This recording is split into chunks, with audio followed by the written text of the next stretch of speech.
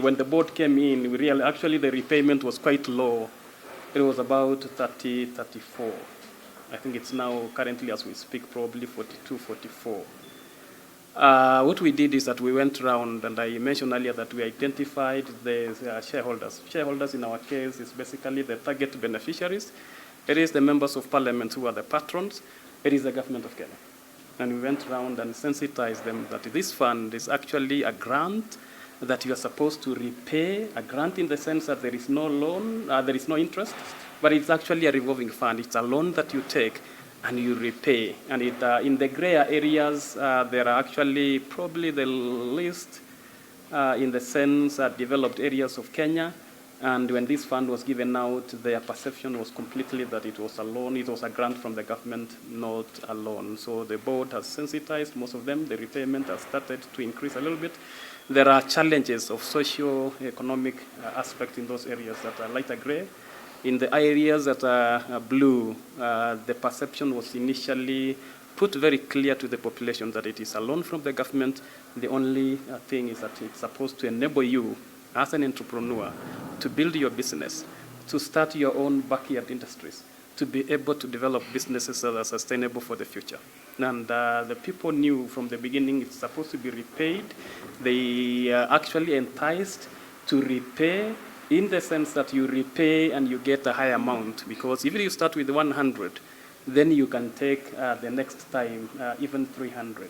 And then the next time you can take even 500. So those people got enticed.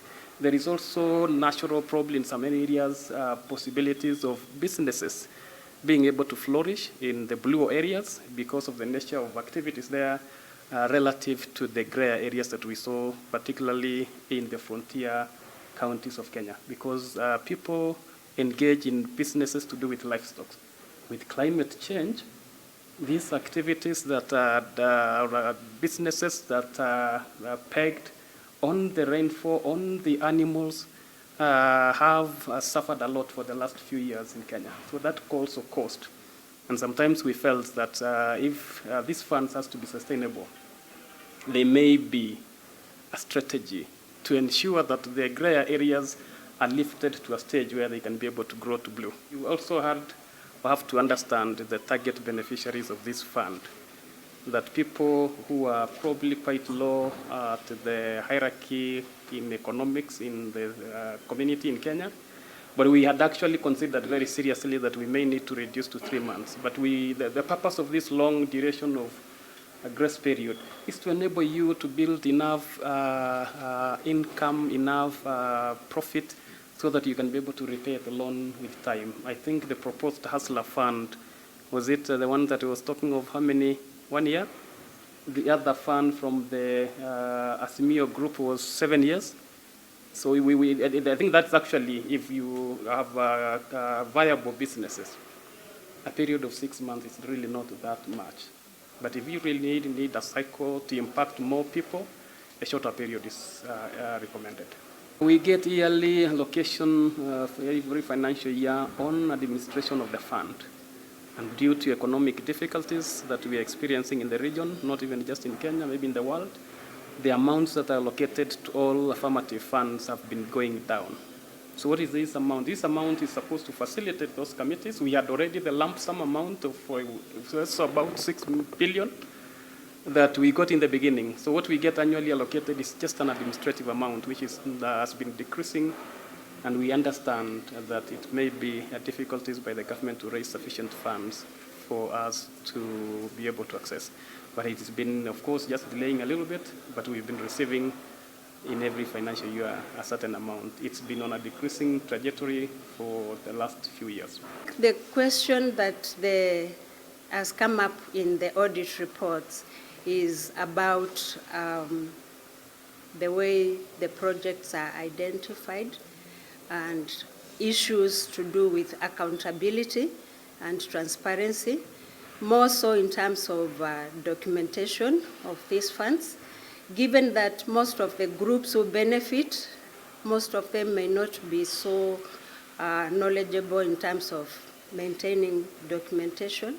So when the Auditor General goes down to the ground, they may ask questions of how these funds were utilized, the funds may have been utilized well, but what would be lacking is documentation. So this is something that needs to be addressed, and we've been following up, training the groups through our coordinators who are on the ground. And also we are planning, especially for the women reps who have just come now, to do an induction so that they ensure that there is accountability in terms of proper documentation of how these funds are utilized. That awareness about what GAF is and what GAF does is really key, because GAF is one agent in the way government, national government, disperses funds to the ground. And it is important that the people on the ground understand that there are funds available. This also through public participation, they are able to know that what they can do or how they can access GAF funds.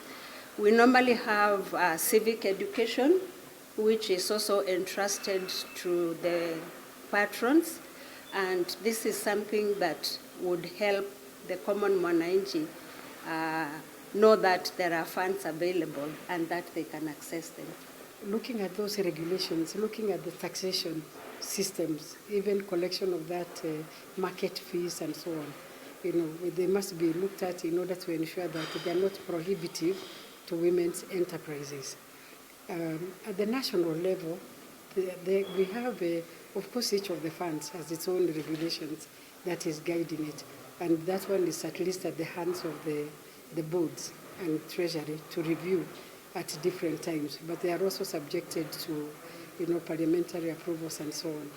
But at the national level, we have policies that actually hinder the growth of the businesses, and this is information that actually has been talked about in the media and so on, particularly issues of taxation, high taxations and so on. Requirements, particularly for women's enterprises which are small, to be formalized rather than informal.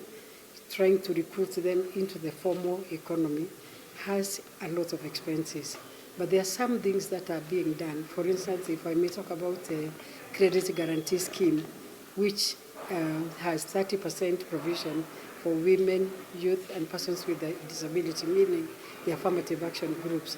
That kind of a policy, which is already saying that the government is contributing to banks so that women can have access to funds without requiring collateral and with a reduced interest, is an important policy.